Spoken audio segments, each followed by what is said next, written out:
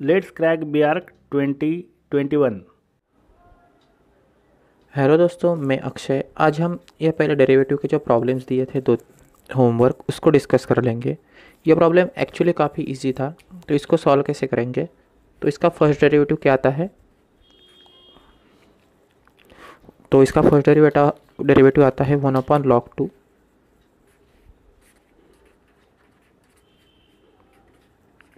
Into log(3) log(5)x। फिर इसका derivative क्या आता है? इस फंक्शन का डेरिवेटिव क्या आएगा? 1/log 3 log(5)x। एंड इसका डेरिवेटिव क्या आएगा? 1/log 5 into 1/x। ये इसके टोटल डेरिवेटिव होते हैं। ठीक है, बस यहाँ पे आप वैल्यू सब्स्टिट्यूट करना है। इसको मैं क्या लिख सकता हूँ? 5³ लिख सकता हूँ। ठीक है, तो ये पूरा फंक्शन क्या बन जाएगा? अब यहाँ पे पहले थोड़ा कॉमन निकाल लेते हैं। log 2 log 3 और log 5 इंटू 1/x मैंने कॉमन ले लिया। तो अंदर क्या क्या बचता है देखते हैं। तो यहाँ पे बचेगा 1/log 3 log 5x बचेगा। ये बेस में है, log 3 बेस में है, इंटू 1/log 5 ये x बचेगा।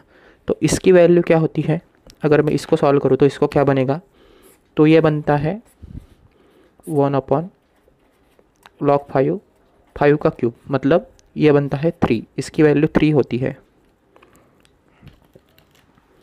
ठीक है, और इसकी वैल्यू 1 हो जाती है। इसको मैं 1 होती है, आप सिमिलरली सॉल्व करके देख लो, इसका वैल्यू 1 आ जाएगी। तो टोटल कितना हुआ फिर? ये 1/3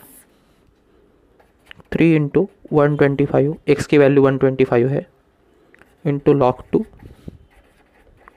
log 3 एंड log 5 आ जाएगा। तो इसका answer option number D correct है। जिसने भी होमवर्क में किया है तो उसके लिए ये क्लियर हो गया होगा मेरे ख्याल से। इसको अगर सॉल्व करना है तो इसको लेबेनीज रूल से सॉल्व करना पड़ेगा।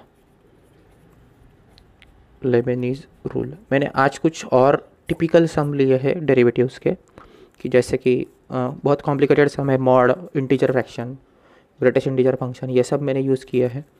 तो और लेबेनीज रूल के भी लिए है, तो आपको ये प्रॉब्लम वहाँ पे क्लियर हो जाएगा। तो मैं आज का सेशन स्टार्ट करता हूँ। आज कुछ टिपिकल सम है जिसमें मॉड और ग्रेटेस्ट इंटीजर फंक्शन का काफ़ी यूज़ हुआ है। तो आज का सेशन स्टार्ट करते हैं। तो फंक्शन क्या लिया है मैंने? तो f(x) is equal to sine of π/3 mod x minus x², ऐसा है। अब इस ग्रेटेस्ट इंटीजर फंक्शन की वैल्यू अगर मैं 2 और 3 के बीच में डालूँ, या अगर मैं 2 और 3 के बीच में सब्स्टिट्यूट करूँ, तो ये वैल्यू मुझे मिलती है 2। Greatest integer function between 2x और 3, मतलब 2.3, 2.4, 2.5, ये जो वैल्यू है इसका इंटीजर पार्ट कितना है? तो 2 है। तो इसलिए इस x की वैल्यू 2 आ जाएगी। तो बस इसका डेरिवेटिव तो लेना था। तो इसकी वैल्यू क्या आ रही थी मुझे? साइन 2π/3 माइनस x² मेरी वैल्यू आ रही थी। अब इसको डेरिवेटिव ले लेंगे। इसका डेरिवेटिव क्या आएगा?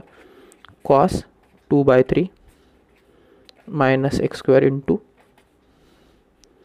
माइनस 2x, ये डेरिवेटिव आएगा। अब x की वैल्यू π/3 सब्स्टिट्यूट करेंगे।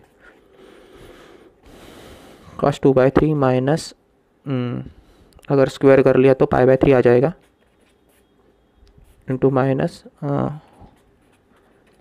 π/3 आ रहा था। तो इसका क्या बनेगा? 2π/3 माइनस π/3, तो ये π/3 बनेगा। तो cos π/3 कितना होता है, मतलब cos 60 डिग्री कितना होता है? तो cos 60 डिग्री होगा 1/2 इंटू -2, एंड ये तो √π/3 है, तो आंसर आएगा -√π/3। ये इसका करेक्ट आंसर है। ठीक है, नेक्स्ट हम देखते हैं कैसे सॉल्व होगा। ये देखो, ये मैं प्रॉब्लम बोल रहा था, ये भी लेबेनीज रूल से सॉल्व होता है। तो लेबेनीज रूल एक्चुअली है क्या? तो पहले इसको अच्छे से लिख लेते हैं। d/dx of integration x² f(t) dt। तो इसको अगर आप लेबेनीज रूल अप्लाई करोगे तो क्या बनेगा? पहले फंक्शन सब्स्टिट्यूट कर लेता हूँ मैं। तो आपको लॉग का अगर इंटीग्रेशन पता है तो लेबनिज़ रूल की ज़रूरत नहीं पड़ेगी, पर अगर नहीं पता है तो लेबनिज़ रूल से क्या आएगा, फंक्शन का डेरिवेटिव लेबनिज़ रूल, इसका आंसर क्या आता है, तो इसका डेरिवेटिव इसमें सब्स्टिट्यूट करके जो आएगा वो माइनस लोअर लिमिट का डेरिवेटिव इसमें सब्स्टिट्यूट करके जो आएगा वो, तो ये इसका एक्चुअली आंसर रहता है। तो मैं इस दोनों मेथड से दिखा देता हूँ कैसे होता है सॉल्व। तो अगर मैं इसको सब्स्टिट्यूट करूँ, पहले log x का डेरिवेटिव क्या होता है, log x का इंटीग्रेशन, log x का इंटीग्रेशन का फॉर्मूला मुझे पता है, तो x log x -1 होता है। और अब यहाँ पे upper limit minus lower limit substitute करना है, ठीक है। तो ये किया जा सकता था। सिमिलरली अगर लेबनिज़ रूल लगाते तो क्या करना पड़ता, तो वो डेरिवेटिव के साथ होता है लेबनिज़ रूल।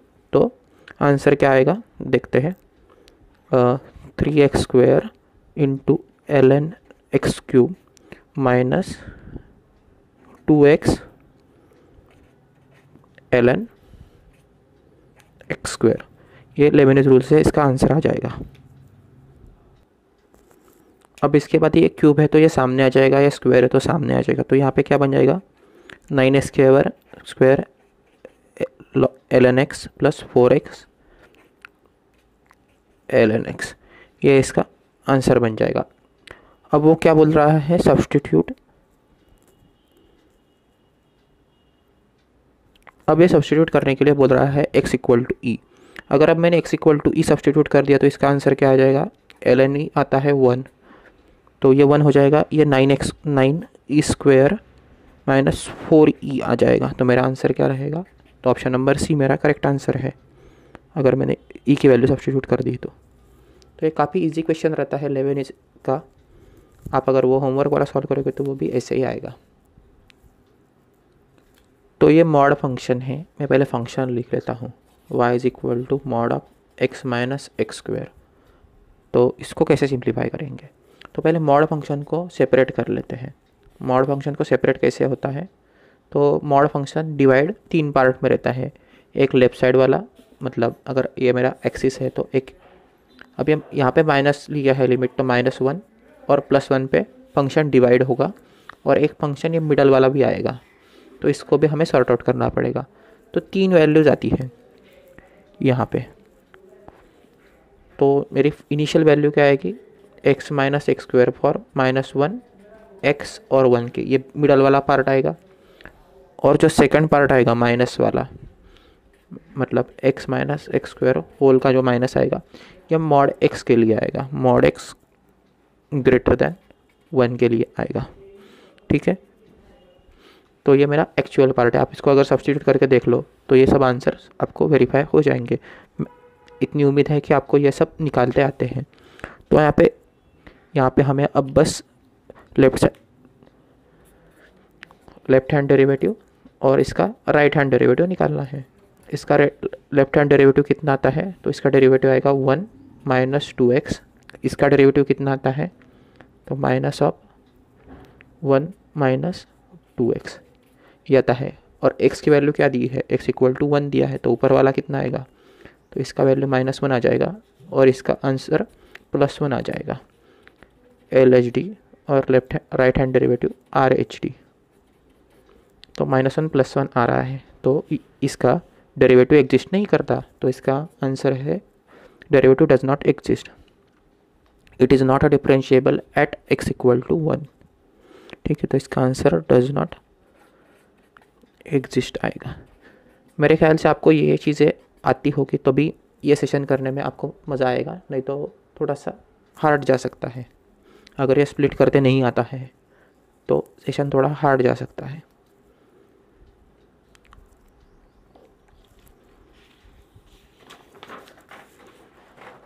तो अब ये नेक्स्ट पार्ट काफ़ी कंसेप्चुअल है। अगर आज का आपको सेक्शन समझ में आता है तो मेरे ख्याल से आपको हर डेरिवेटिव के सवाल आ जाएंगे, क्योंकि मैंने पिछले सेशन में भी काफ़ी क्वालिटी सम करवाए थे, और इसमें भी ये तो बहुत ज़्यादा अच्छे सम हैं। ये सब आपको आने चाहिए, ये काफ़ी कंसेप्चुअल क्वेश्चन है और यही आपके मार्क बनाते हैं। देखो ये y equal to cos x mod cos x plus mod sin x पूछ रहा है। तो आप ये फंक्शन देख लो, x equal to at x equal to 2π/3 ये बोल रहा है। अब 2π/3 के लिए साइन क्या रहता है और कॉस क्या रहता है, तो मुझे साइन के ग्राफ्स आते हैं और कॉस के ग्राफ्स भी मुझे पता है। तो ये मेरा साइन फंक्शन है और ये मेरा कोसाइन फंक्शन है, ठीक है। अगर मैं इन दोनों के ग्राफ से वैल्यू निकालूँ तो कैसे निकालता, तो 2π/3 मतलब कितना होता है, चलो इसको करके देखते हैं। 2π मतलब 180 डिवाइड बाय 3, तो 120 डिग्री ये पूछ रहा है। तो 120 डिग्री साइन के केस में ये तो पाई रहता है, तो 120 पॉजिटिव आएगा। तो मेरी साइन की वैल्यू क्या आ जाएगी, साइन मेरा साइन एक्स रहेगा, ठीक है। अब कॉस की 120 की वैल्यू निगेटिव आ रही है, तो कॉस क्या रहेगा, तो कॉस यहाँ पे माइनस कॉस एक्स हो जाएगा। तो फंक्शन क्या बन रहा है, तो sine x minus cos x बन रहा है फॉर नेबरहुड वैल्यूज़, ठीक है। अब ये अगर बन रहा है तो आप बाकी सब निकाल सकते हो। अब बाकी मेरे ख्याल से आपको सॉल्व करने की ज़रूरत नहीं है, अब बाकी आप करवा सकते हो, ठीक है। तो इसका लेफ्ट हैंड डेरिवेटिव और राइट हैंड डेरिवेटिव कैसे चेक होगा, अब ये वैल्यू मेरे 2π/3 से नेबरहुड में आ गई। अब ये अगर मुझे x लेना पड़ेगा लेस देन 2π/3 और x greater than equal to 2π/3 मुझे लेना पड़ेगा। ये दो वैल्यू के लिए बस मुझे चेक करना है फंक्शन, ठीक है। इतना ही इसको सॉल्व करना था, बाकी कुछ करना नहीं है। तो इसको सॉल्व करके आपको आंसर इजीली मिल जाएगा। तो इसका आंसर क्या आ जाएगा, इसका अगर डेरिवेटिव अब मैंने ले लिया तो क्या आ जाएगा, तो cos x minus plus sine x हो जाएगा, क्योंकि cos x का डेरिवेटिव माइनस ये रहता है। तो cos 2π/3 माइनस साइन 2π/3, तो साइन 120 मतलब साइन 30, इसकी वैल्यू आपको बस सब्स्टिट्यूट करनी पड़ेगी। अब साइन 120 कितना आ रहा है, तो ये आता है √3/2 और ये 120 कितना आता है, तो ये आएगा निगेटिव में है वैल्यू, तो ये 60 डिग्री मतलब 1/2 आएगा। तो इसका वैल्यू क्या होगा, 1 माइनस √3/2। तो ये इसका सही आंसर रहेगा।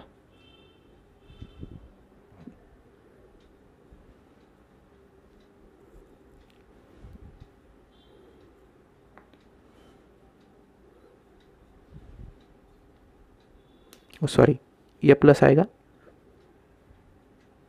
तो 120 तो प्लस आ रहा था ना, वही ये निगेटिव आएगा।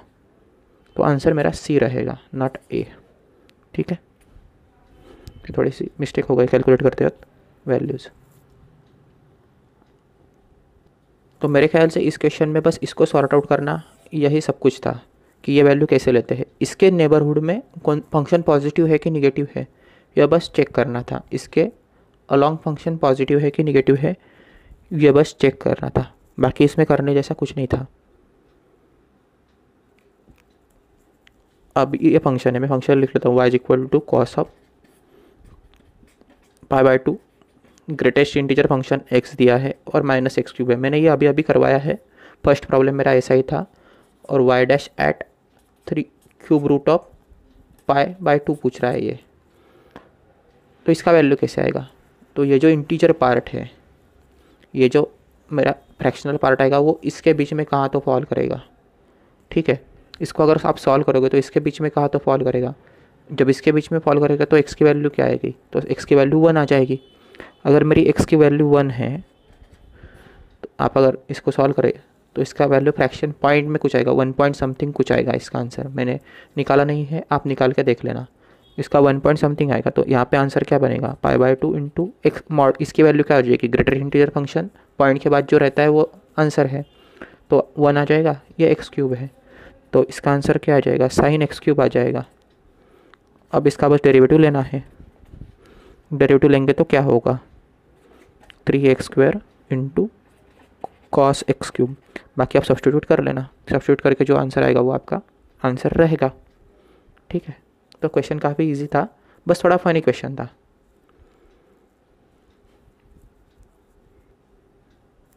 ये भी काफ़ी अच्छा क्वेश्चन है। मुझे ये क्वेश्चन में जब 12th स्टैंडर्ड में था तब मैंने सॉल्व किया था ये क्वेश्चन। तो ये अभी भी फेमस है काफ़ी, ये 2-3 बुक्स में देखने को मिला है। तो ये क्या है, +1 and log of E x ऐसा दिया है। तो इसको कैसे स्प्लिट करेंगे, इसको पहले इंडासेस प्रॉपर्टी से स्प्लिट करते हैं।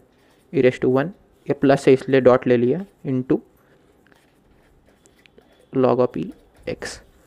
तो मेरे ख्याल से आपको एक प्रॉपर्टी पता होगी log और e की, अगर ये एक दूसरे के ऊपर नीचे है, ये अगर एक दूसरे के ऊपर नीचे वैल्यूज़ है तो ये पूरे के पूरे एक दूसरे को काट देंगे। तो ये पूरा का पूरा कट जाएगा। यहाँ पे क्या आ जाएगा फिर, e इंटू e⁻, ये पूरा का पूरा कट गया तो x बच जाएगा, e भी कट हो जाएगा। तो मेरा फंक्शन क्या आ गया, x इंटू ई आ गया। इसका डेरिवेटिव क्या होगा, f'(x) क्या आएगा, तो इसका डेरिवेटिव आएगा बस e। Option number 1। ये तो ओरली हो सकता था, ये आंसर नहीं है। इसको अगर ऐसे सॉल्व किया, इसको अगर इस तरीके से सॉल्व करने की कोशिश की कि इसका डेरिवेटिव फुल ये लिखेंगे 1 प्लस इंटू अंदर वाला पार्ट का डेरिवेटिव का आएगा, क्या आएगा फिर, ये आएगा 1 log इंटू 1/x आएगा। ऐसा इसका आंसर बनता था। तो ये ऑप्शन बिल्कुल नहीं है, ठीक है ना। तो ये कतई नहीं लिखना है, मेरा आंसर यह ई आएगा, क्योंकि प्रॉपर्टी इजीली अप्लाई हो रही है। आप इसको भी सॉल्व करेंगे तो आंसर वही आएगा। तो इसका आंसर यहाँ पे ई, यहाँ से आएगा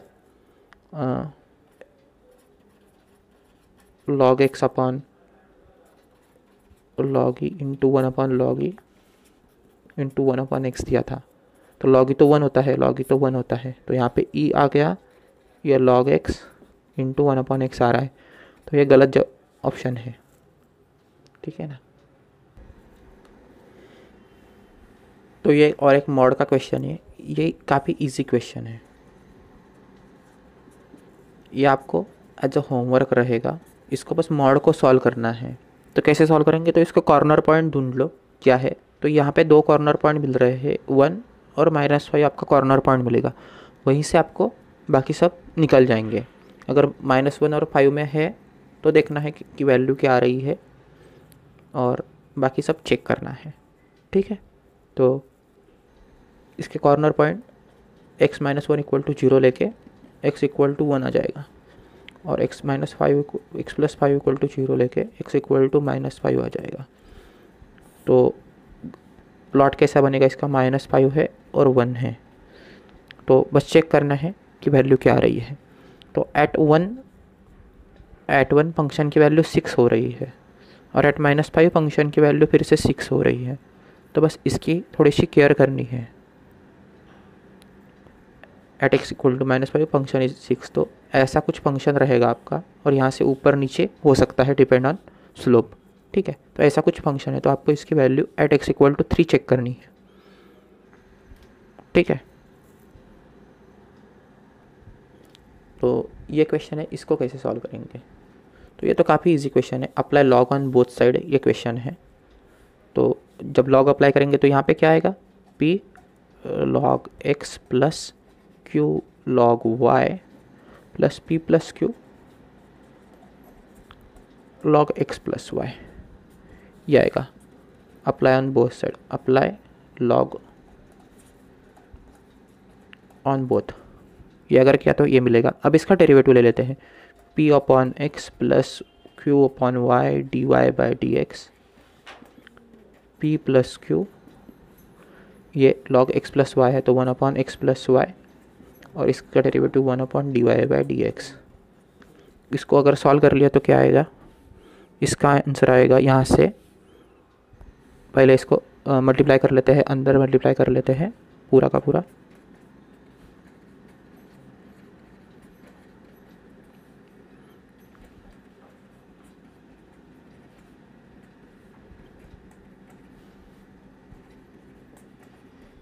तो ये बन जाएगा। अब dy/dx कंबाइन कर लेते हैं, और ये इधर मल्टीप्लाई सब्ट्रैक्ट हो जाएगा।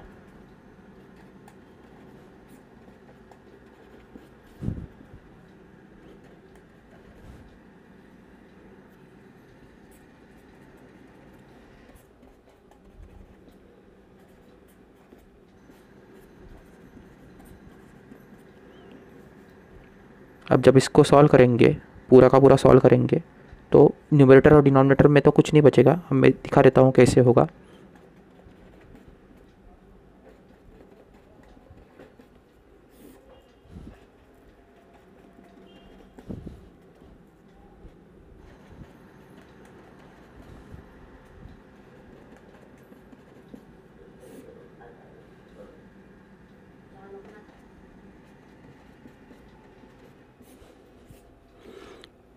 और ये इसके डिनोमिनेटर में चला जाएगा। ठीक है, तो मेरे ख्याल से आंसर y अपॉन एक्स है। आप थोड़ा अगर इसको सिंप्लीफाई करेंगे तो y अपॉन एक्स आपको आंसर मिल जाएगा। ठीक है, तो ये भी एक रटा रटाया सम रहता है बुक्स में, तो जनरली ये CET लेवल पे आता है, पर कभी कभी आपके लेवल पे आ भी सकता है।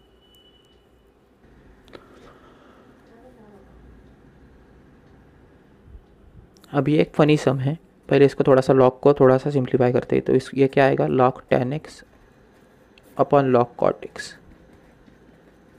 Plus log cot x upon log tan x, ये आएगा, ये इनटू है, तो ये पूरा कट जाएगा। तो आंसर यहाँ पे 1 plus tan inverse of 4x minus under root of 1 minus x square, ये आंसर आ रहा है। ठीक है, अब यहाँ से कोई सब्स्टिट्यूशन होता है क्या देखो, और इसको सॉल्व करो, नहीं तो इसको इस तरीके से सॉल्व करना पड़ेगा। tan इनवर्स का डेरिवेटिव क्या रहता है, 1 अपॉन 1 प्लस ये पूरा फंक्शन आएगा 4x upon 4 minus x square हो जाएगा, स्क्वायर होगा तो इसका भी स्क्वायर हो जाएगा। ठीक है, और इसका बाद में डेरिवेटिव आपको लिखना पड़ेगा, यहाँ पे इसका डेरिवेटिव लिखना है। तो ये काफ़ी लेंदी हो जाएगा, इससे अच्छा इसका सब्स्टिट्यूशन देखो साइन और कॉस में है क्या। मेरे ख्याल से x equal to 2 sine x, इसका सब्स्टिट्यूशन किया तो इजी हो जाएगा सॉल्व करना। ठीक है, तो इसको क्या हो जाएगा 4 into 2 into sine x divided by ये under root of 4 minus 4 sine square x हो जाएगा।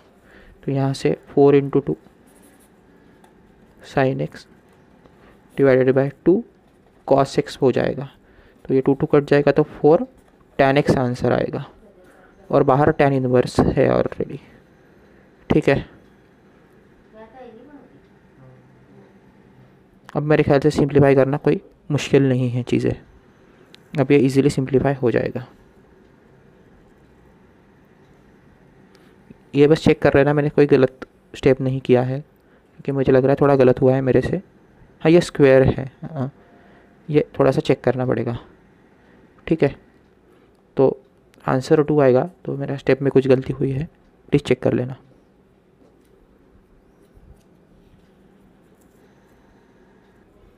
ये सीधा सीधा डेरिवेटिव निकल सकता है इसका, तो इसको 1 फंक्शन कंसिडर करो, इसको सेकंड फंक्शन कंसिडर करो। इसका डेरिवेटिव क्या निकलेगा, तो इसको मैं अगर y1 पकड़ लेता हूँ तो मैं x raise to sine x है ना, तो इसको log of y1 sine x into log x बन जाएगा। अब इसको u इंटू भी अप्लाई करेंगे, तो sign x upon x plus cos x into log x, और यहाँ पे y1 upon y1 dy1 upon dx बन जाएगा। तो ये क्या आ जाएगा, y1 sine x upon x plus cos x into log x आ जाएगा।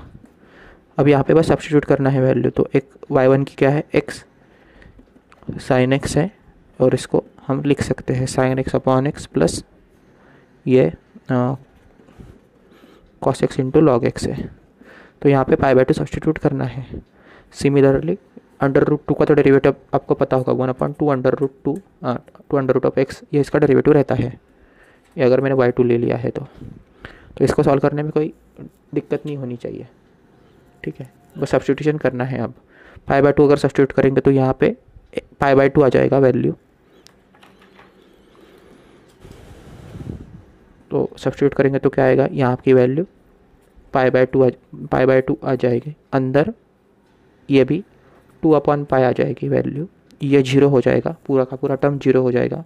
तो मैं +0 लिख लेता हूँ, और इसमें अगर सब्स्टिट्यूट करेंगे तो 1/2 under root of pi upon under root 2 ये वैल्यू बन रही है। तो ये यहाँ से 1 आ रहा है, तो ये अगर काट देंगे तो 1 हो जाएगा। और इसकी वैल्यू क्या बन जाएगी अब, ये अंडर रूट 2 मतलब 1 अपॉन ये बन रहा है। मतलब ऑप्शन नंबर सी मेरा correct, sorry option number A मेरा करेक्ट आंसर है। 1 प्लस इसकी वैल्यू मेरी पूरी 1 आ रही है, तो ऑप्शन नंबर ए मेरा करेक्ट आंसर है, ऑप्शन नंबर सी नहीं। ठीक है, ये आपके लिए होमवर्क सम है। ये भी काफ़ी अच्छा सम है, गुड सम बोलूँगा, प्रैक्टिस के लिए ये काफ़ी अच्छा सम है। ठीक है, ये भी आपके लिए होमवर्क रहेगा। मैं इसके आंसर आपको इसमें कंफर्म करके दे दूँगा, कमेंट सेक्शन या फिर टेलीग्राम ग्रुप बना के मैं कंफर्म करके दे दूँगा इसके आंसर्स। ठीक है, तो आप अगर ऑप्शन सब निकालोगे तो इसका आंसर मैं बोल दूँगा। ठीक है, होमवर्क है आपको ये। तो दोस्तों ये आपके लिए होमवर्क सम है। ये भी खूब बहुत लेंथी सम है, पर कंसेप्ट क्लियर करने के लिए अच्छा है, क्योंकि इसमें आपकी मॉड की भी कंसेप्ट क्लियर हो जाएगी और ये सब लगाने की भी कंसेप्ट क्लियर हो जाएगी। ये आपको चेक करना है एट x = π/4 के लिए। ठीक है, x = π/4 के लिए आपको ये चेक करना है। तो मेरे ख्याल से ये आ जाएगा आपको आंसर। तो मिलते हैं नेक्स्ट वीडियो में, उसमें मैं एप्लीकेशन ऑफ डेरिवेटिव का एक इजी पार्ट लूँगा, एक ही वीडियो होगा उस पार्ट में, और वहीं पे हम उसको ख़त्म कर देंगे। उसके बाद में हम सबसे इम्पॉर्टेंट चैप्टर मतलब इंटीग्रेशन सीखेंगे और डिफरेंशियल इक्वेशन उसके बाद सीखेंगे। तो चलो दोस्तों, मिलते हैं नेक्स्ट वीडियो में, बाय बाय।